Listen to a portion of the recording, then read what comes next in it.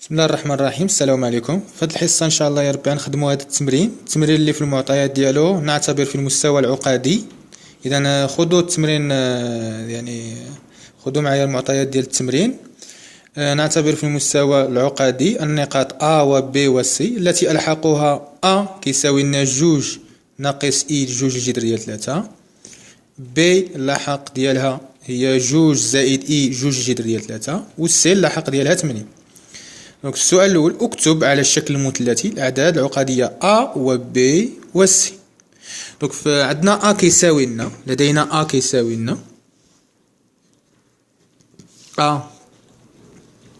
لنا جوج ناقص E جوج الجذر ديال 3. إذا باش كنا نحسبو الشكل المثلثي ديال هذا خصنا نحدو المعيار ديالو هو الجذر ديال جوج أس 2 زائد جوج الجذر ديال 3 أس 2 اللي كيساوي لنا الجذر ديال 4 زائد 4 في 3.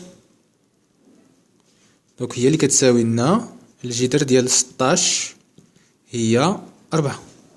من بعد A كيساوي لنا، نعملو هنايا بالربعة، جينا هي 4 عامل اللي كيخرج لنا المعيار حيت كنعملو بالمعيار 4 عامل جوج غنقسموها على 4 هي 1 على جوج غتجي ناقص E عاوتاني الجوج غتختزلنا مع 4 جينا هي جوج الجذر ديال 3 على 4.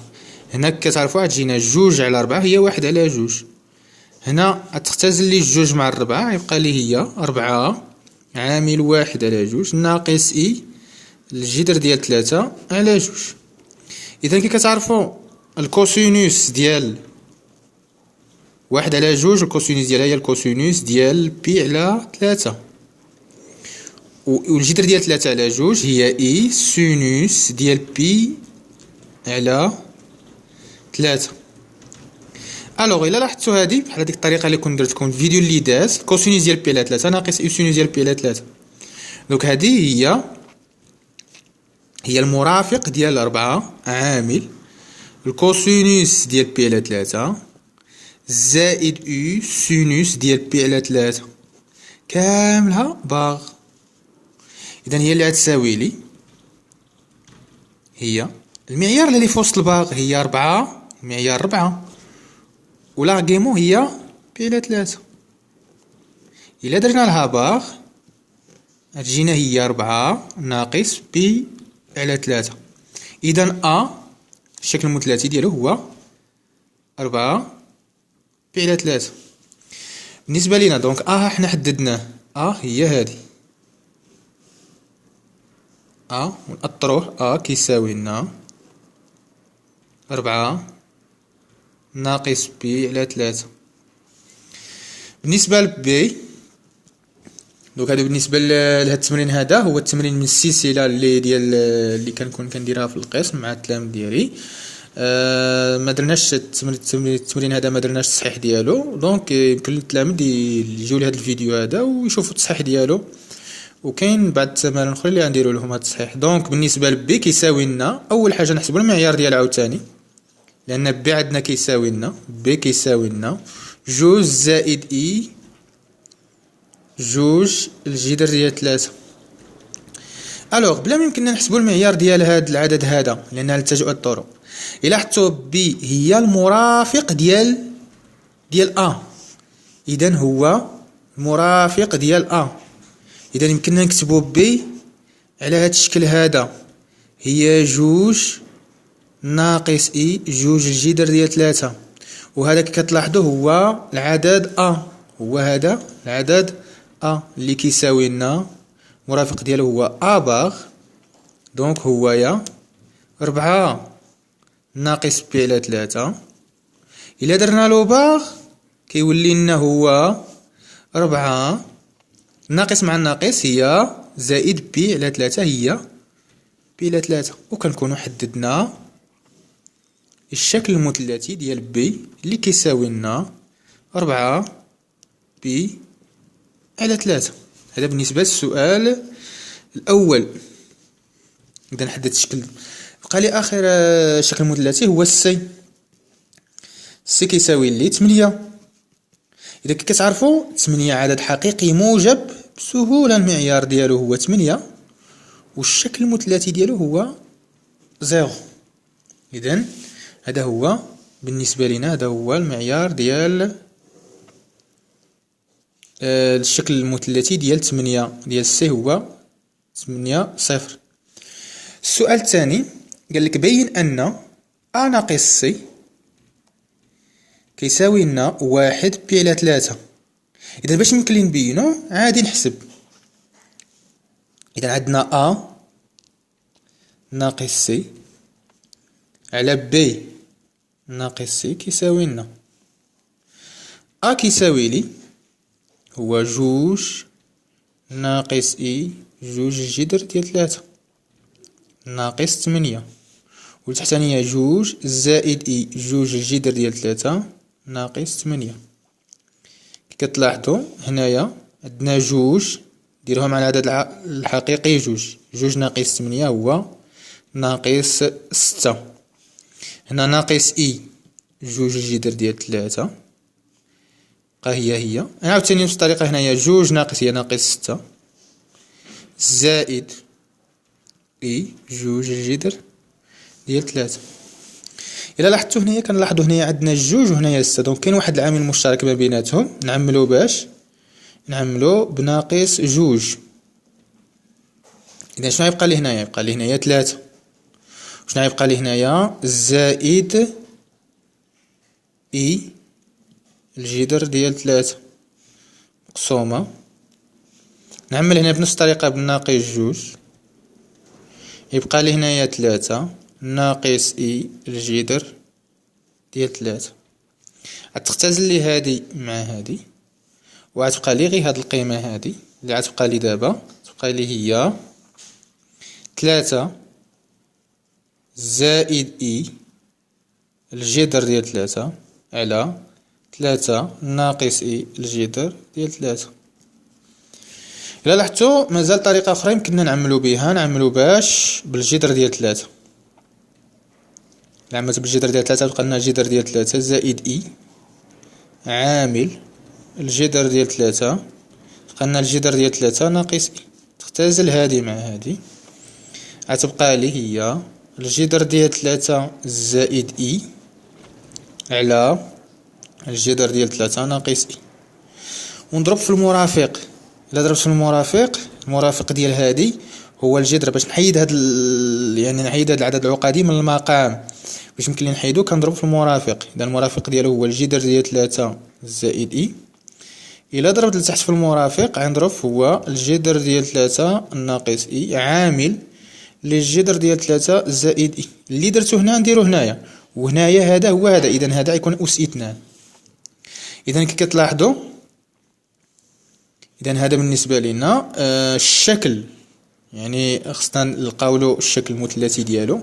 إذا اللي في التحت غيكون هو عبارة عن متطابقة هامة ديال أ ناقص بي عامل لأ زائد بي. دونك هو اللي غيجينا الجذر ديال 3 أس 2 هي 3 زائد 1 أس 2، دونك هي 1. هذا الفوقاني هي عبارة عن متطابقة هامة الجذر ديال 3 زائد إي الكل أس 2، دونك هي الجذر ديال 3 أس 2 هو 3 زائد 2 في إي في الجذر ديال 3 ناقص إي أس 2 هي ناقص 1. دونك هي اللي غتجينا 2 غتمشي لنا مع ناقص 1، 3 غتمشي لنا مع ناقص 1 غتبقى لنا هي 2 زائد 2 إي الجذر ديال 3 وهنا هي غتقسم لنا على 4. إذا نقسم هذا على هذا تجيني هي 1 على 2، نقسم هذا على هذا تجينا زائد إي الجذر ديال 3 على 2. الوغ الشكل المثلثي ديالو هو اللي غيجيني هكايا. دونك الشكل المثلثي ديالو بالنسبه لينا الشكل المثلثي ديالو غيكون بسيط. يعني الشكل المثلثي ديالو بسهوله باش يمكننا نحدوه. اذا هو اللي خصو يكون عندنا 1 في الجذر ديال 3. اللي خصنا نوصلوا له هو اننا وصلنا ل ا ناقص سي، ا ناقص سي على بي ناقص سي اللي وصلنا له هو 1 على 2 زائد إي الجذر ديال 3 على 2. دونك هاديك 1/2 هي الكوسينوس ديالها هي الكوسينوس ديال بي على 3. والسينوس و اي والجذر ديال 3 هي السينوس ديال بي على 3. دونك هي اللي غتعطينا كتابة مثلثية ديال هادي. المعيار ديالو هو 1، دونك 1، وهو العمدة ديالو هو بي على 3.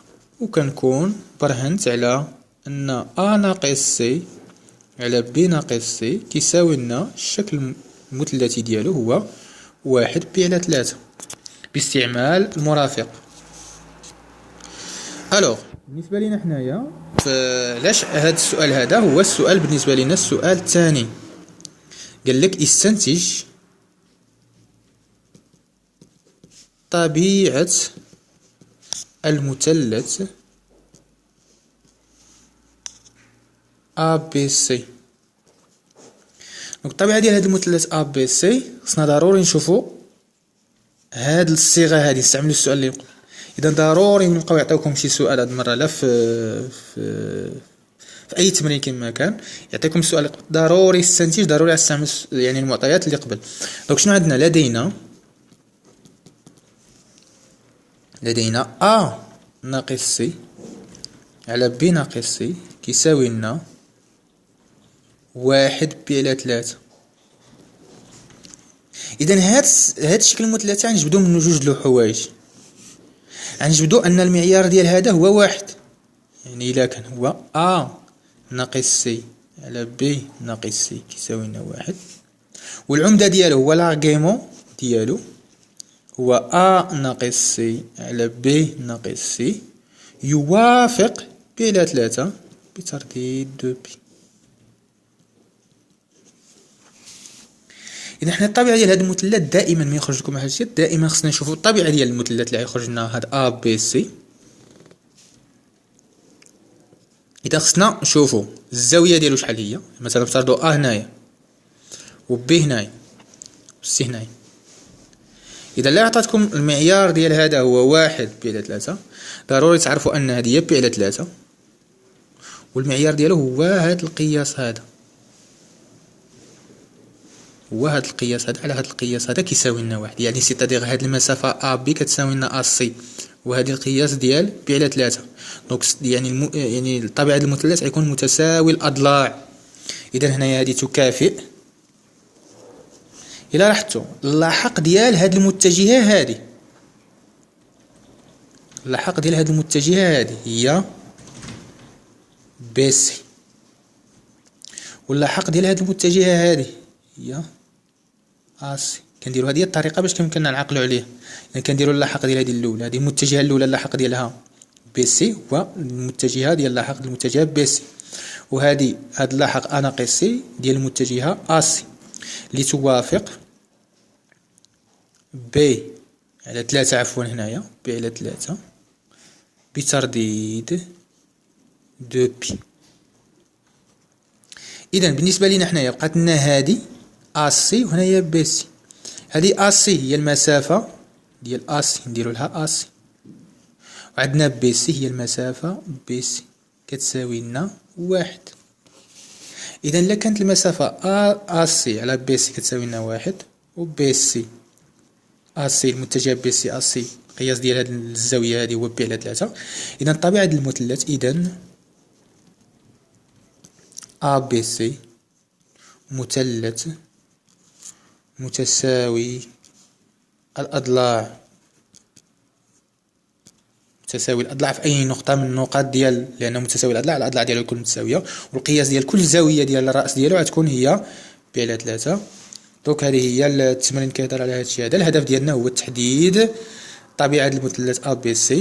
إن شاء الله في الفيديو اللي جاي نشوفوا عاوتاني طبيعة ديال مثلث آخر مع تمرين جديد إن شاء الله. السلام عليكم.